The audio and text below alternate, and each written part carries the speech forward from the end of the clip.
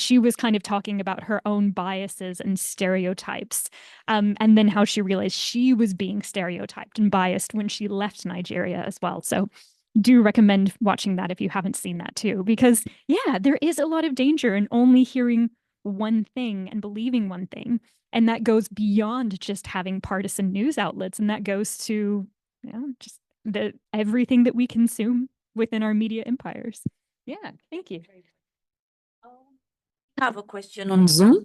Arjun is saying that a lot of journalism practice is deeply embedded in geopolitics, trade, and economic interests. So his question is, what is that one option to internationalize journalism according to you? Or what are your thoughts about this?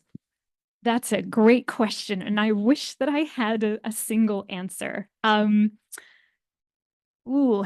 I think there's a very good point that Raymond has made around it's not just the journalists, and you can't simply depend on these media outlets to give you this information.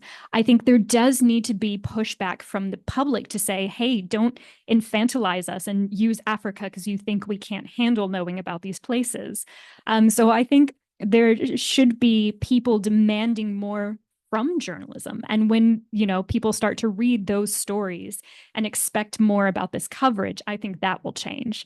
I would also just say I'm a huge proponent of any kind of public service broadcasting.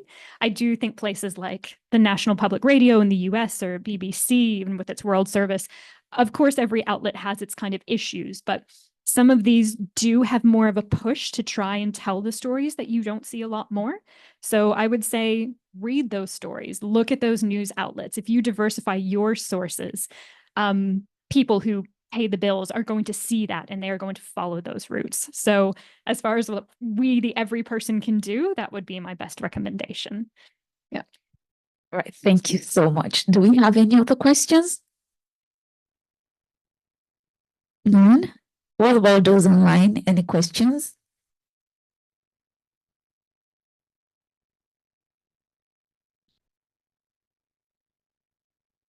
Okay. All right. So I think we have just a few more minutes if you would like to round off, or if there's any other thing you would like to talk about. Yeah. Good. Well, thank you very much for being here. I appreciate it. I appreciate your inputs, questions, things like that. And I'm always happy to talk more with people about this. Always happy to explore and do more research in this way and discover more. So if you do have suggestions or answers or just want to debate this, very happy to do so, and also learn more from your experiences too. Yeah, and if you ever get up to New Zealand, Wellington, hit me up. I'm always there. Te Herenga Waka. Love to have visitors down there. It's very far away from the rest of the world. So, yeah, so kia ora. Thank you very much. Thank you very much for joining us today. Have a great day.